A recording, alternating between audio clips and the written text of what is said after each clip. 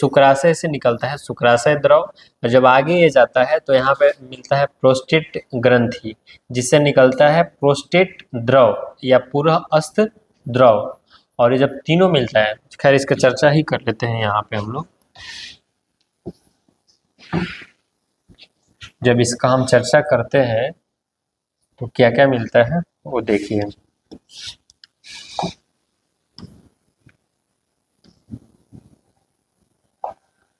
शुक्राशय,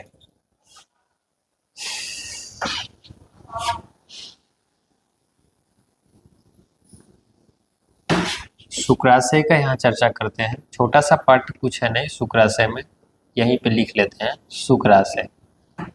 जब शुक्र नालिका बनाते हैं तो इसी शुक्र नालिका के किसी भाग में मतलब ये शुक्राशय जुड़ा होता है।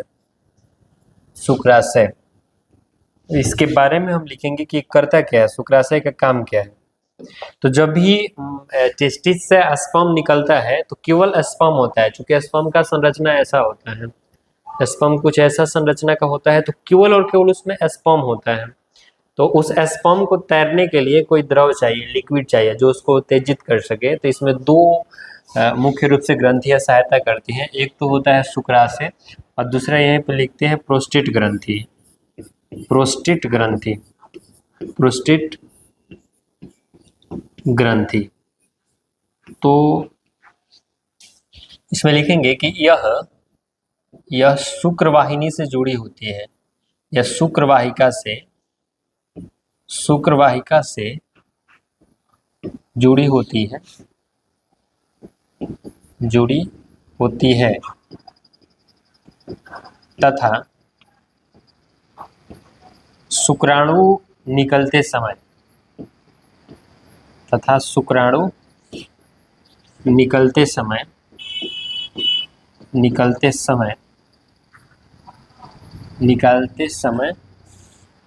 यह शुक्राशय द्रव स्रावित करती है।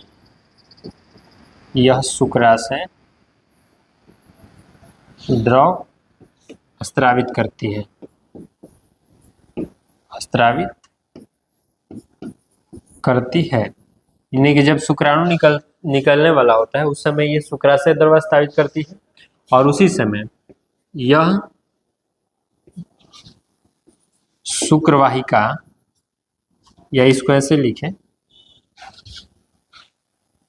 ये जो शुक्रवाहिका जब जाके जहाँ पे मूत्र मार्ग से, मतलब जहाँ मूत्र मार्ग होता है उससे जाके मिलती है, तो वहीं पे गोलाकार रूप में मौजूद होती है ग्रंथि।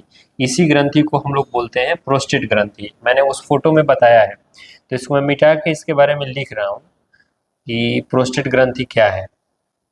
तो इसके बारे में लिखेंगे कि यह गोलाकार रूप में मौजूद होती है। देखिए इसका मतलब डॉक्टर समझता है कि जब इस फोटो को थोड़ा सा आप समझिए, यहाँ पे इस फोटो को समझिए कि चूंकि एक प्रेशर का नियम या वर्क कार्य करता है, नियम कहीं भी कार्य करता है, फेल होता है नहीं। प्रेशर का नियम या पास्कल का नियम यही करता है कि बॉडी में कहीं पर भी आप दाब लगाइए, जहां पर बॉडी कमजोर दिखाई देगी वहां पे दाब ज्यादा लगेगा। तो उसी दौरान या दरमियान वही नियम बॉडी पर भी लागू होता है। जब बॉडी में सर्जरी होता है तो सर्जरी जिस पार्ट में होता है, कटा होता है, वहाँ कमजोर होता है। और बॉडी कटे होने के कारण, चूंकि मूत्र का जब हम विसर्जन करते हैं, जब हम पेशाब करते हैं, तो उस समय बॉडी में सभी जगह प्रेशर लगता है। तो इस प्रेशर न लग पाए इसलिए जब डॉक्टर सर्जरी करता है तो इसमें एक यूरिन बैग लगा देता है। यूरिन बैग लगाते समय यहाँ पे एक पाइप डालता है शरीर के अंदर। शरीर के अंदर का पेनिस से जब पाइप डालेगा तो डॉक्टर पाइप डालते टाइम पेनिस में क्या करता है कि पाइप डालते जाता है। ऐसा तो नहीं करा कि पूरा पाइप बॉडी में अंदर कर दिया, नहीं।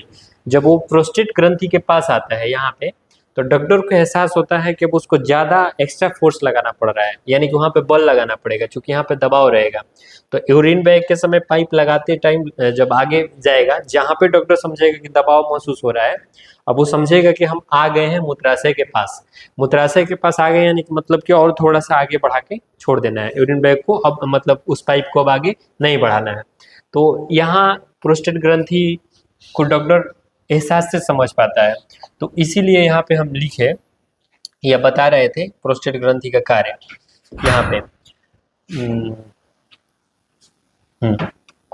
तो यहाँ शुक्राशय समझिए कि शुक्राशय द्रव निकलता है, प्रोस्टेट ग्रंथि से क्या होता है, तो प्रोस्टेट ग्रंथि में देखिए कि यह गोलाकार संरचना में पाई जाती है, यह गोलाकार संरचना में पाई जाती है, यह गोलाकार संरचना में पाई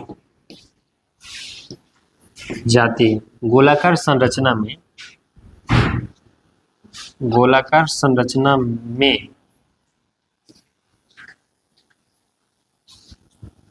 यह गोलाकार संरचना में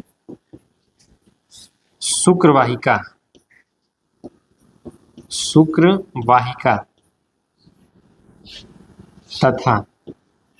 तथा मूत्र मार्ग के मिलन स्थान पर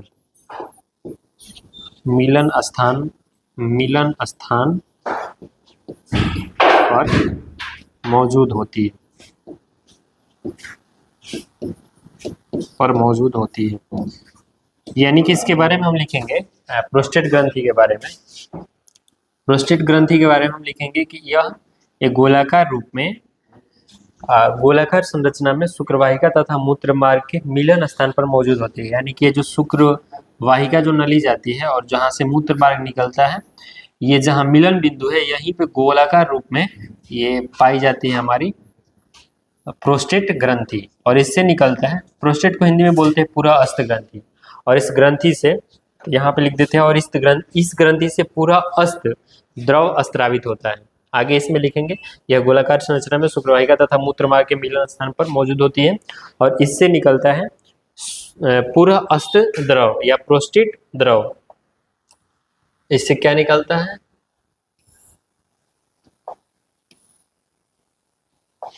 हाँ, तथा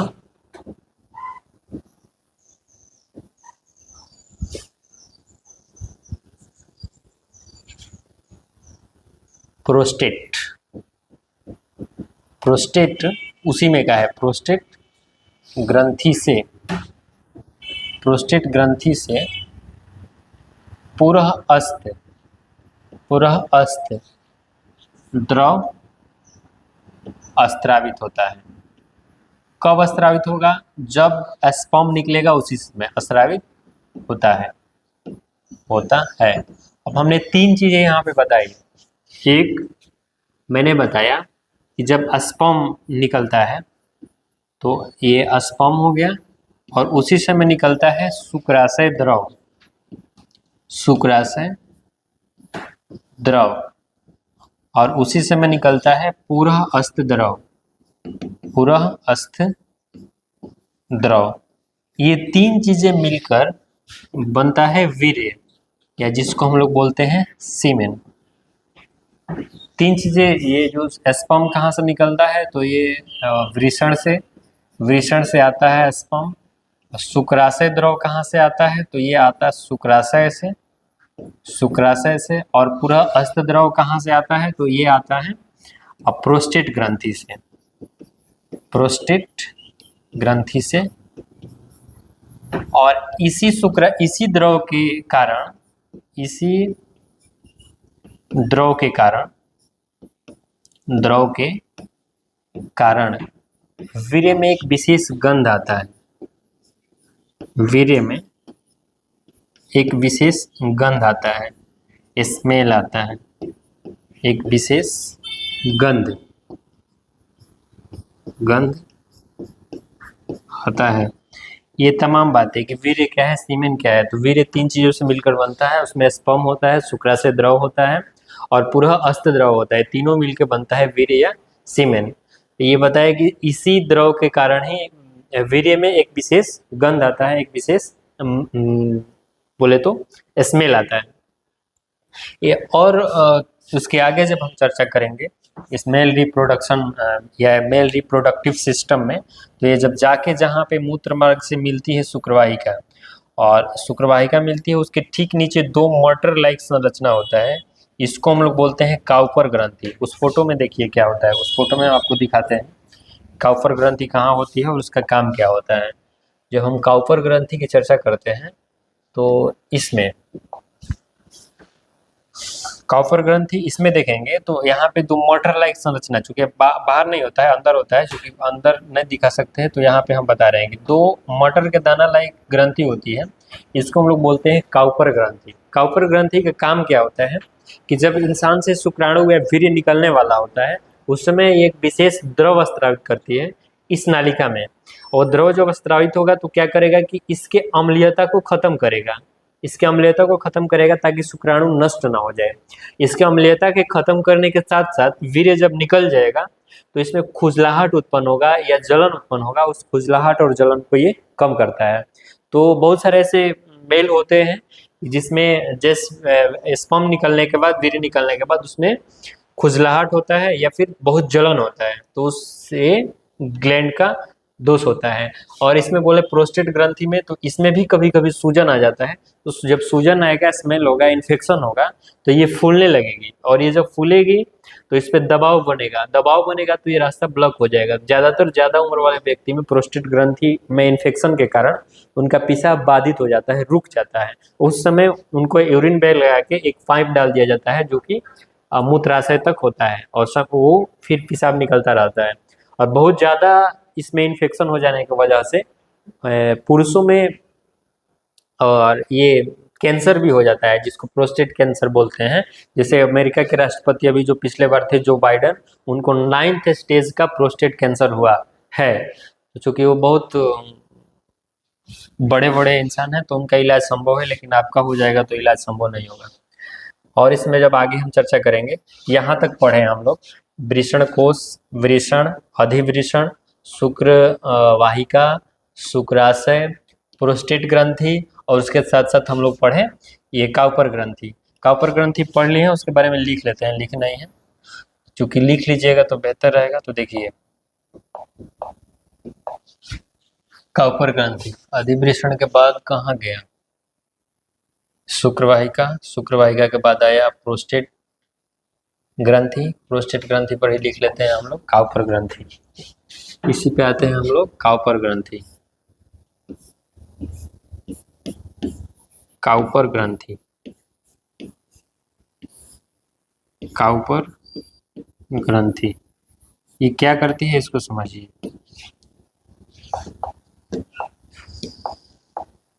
यह इससे एक विशेष द्रव स्रावित होता है, इससे एक विशेष द्रव स्रावित होता है, स्रावित होता है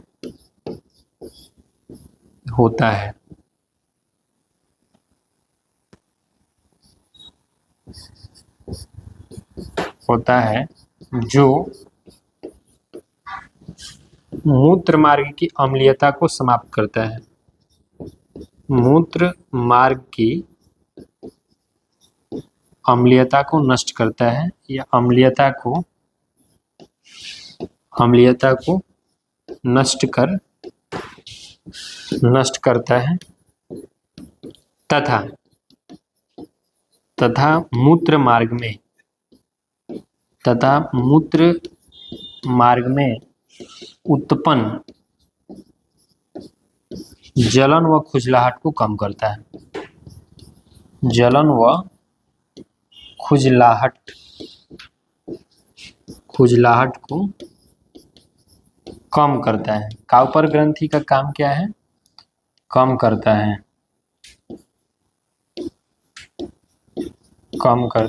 तो काउपर ग्रंथि के बारे में पढ़े कि जब हमारा वीर्य निकलता है तो उस समय मूत्र मार्ग को उसमें एक विशेष द्रव निकालती है जिससे मूत्र मार्ग की अम्लीयता समाप्त हो जाती है, और उससे जो मूत्र मार्ग में जलन उत्पन्न होता है, खुजलाहट उत्पन्न होती है, उसमें भी आराम मिलता है। ये काम है काउपर ग्रंथि का।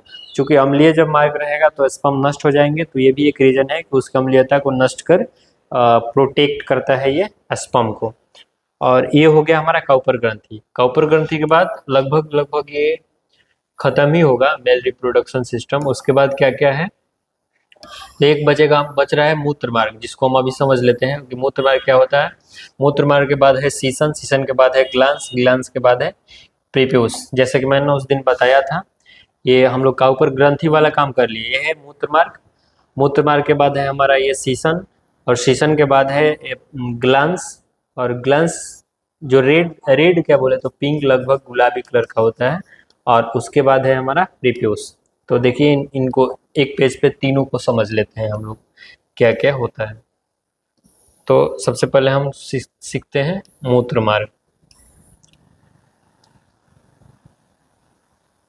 मूत्र मार्ग,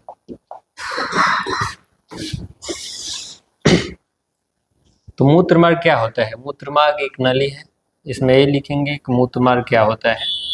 मूत्र मार्ग, बस इसमें दो वर्ड लिखना है कि यह एक नली है, यह एक नली है जो सबको पता है, यह एक नली है जिससे जिससे मूत्र एवं वीर्य दोनों निकलते हैं। इससे मूत्र भी निकलेगा और वीर्य भी निकलेगा, वीर्य दोनों बाहर जाते हैं। ये मूत्र मार्ग है। मूत्र मार्ग के बाद आता है सीसन। तो सीसन के बारे में जब हम लिखेंगे, देखिए सीसन के बारे में क्या जानते हैं हम लोग कि ये पुरुष का मैथुन अंग है, पुरुष का मैथुन अंग है, मैथुन अंग है। और इसके बारे में, इसी को इंग्लिश में बोलते हैं पेनिस, हम लोग पेनिस या सीसन। और इसके बारे में लिखेंगे मैथुन अंग है, यह मांसल यानी कि मांस से बना हुआ, मांसल बेलनाकार रचना है, बेलनाकार रचना है। यह मांसल बेलनाकार रचना है जो शुक्राणुओं को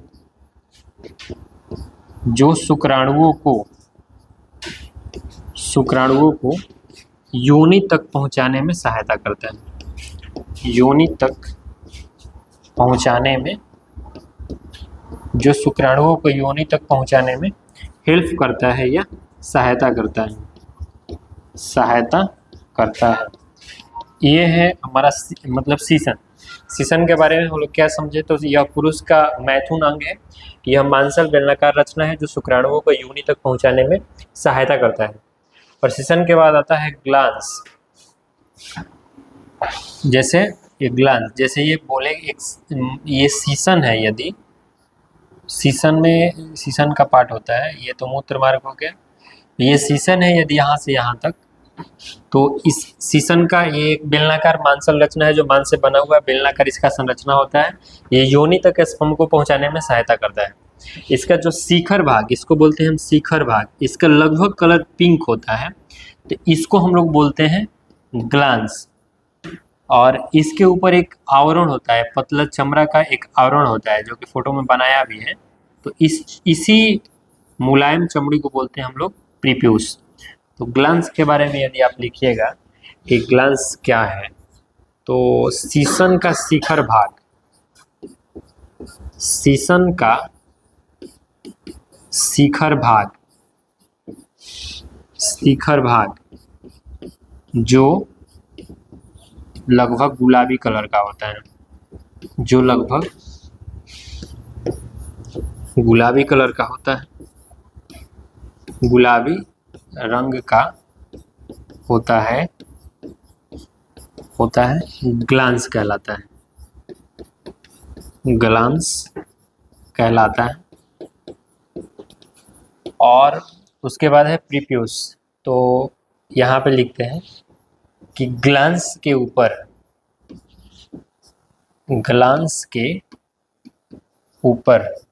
स्थित पतली चमड़ी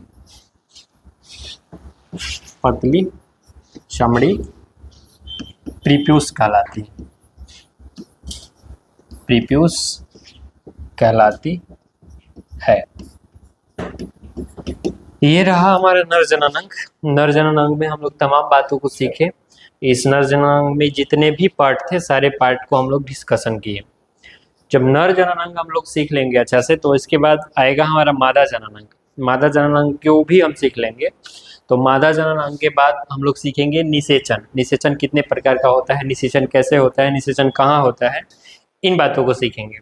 अब जब हम मानव जननांग पढ़ रहे हैं तो मानव जननांग में एक दो बात और हम लोग सीख लेते हैं कि एक स्वस्थ मनुष्य में निषेचन की क्रिया अभी नहीं पढ़ना है, कि इसमें अभी हम लोग सीख लेते हैं कि किसी स्वस्थ मनुष्य में कितना स्पर्म, मतलब एक इजेक्शन में, एक वीर्य सेचन में एक बार जब वीर्य निकलता है तो कितना मात्रा उसका होना चाहिए नॉर्मल, उसको कहा जाएगा। और कितना होगा तो स्थिति खराब होगी, या उस समय पुरुष में हम बोलते हैं कि उसके अंदर की जो स्पर्म काउंट है वो कम हो जाता है। और जब स्पर्म काउंट कम हो जाता है तो फिर उस पुरुष का वीर्य बच्चा को जन्म देने लायक नहीं रह जाता है। तो इन चीज़ों को सीखेंगे। तो यदि हम देखते हैं कि 1 ml में एक पुरुष के वीर्य का संरचना या फिर हम अध्ययन करेंगे, तो जब वीर्य का अध्ययन करेंगे, ये वीर्य का संरचना होता है। क्योंकि जब हम स्पर्म का, तो स्पर्म को जब पढ़ेंगे तो उसको हम अच्छा से बताएंगे। अभी आने वाले पार्ट में पढ़ना ही है हमें। तो अब यहाँ पे हम ये देखते हैं कि 1 ml या 1 मिलीलीटर बोले, 1 ml वीर्य में हमें चाहिए होता है 15 मिलियन से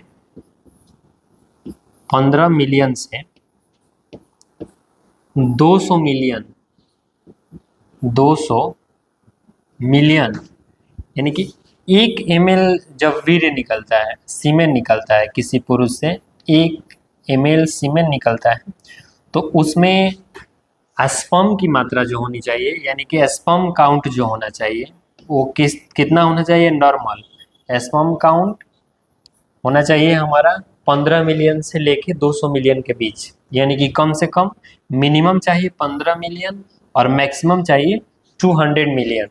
यदि इतना के बीच में स्पर्म काउंट है तो ठीक है।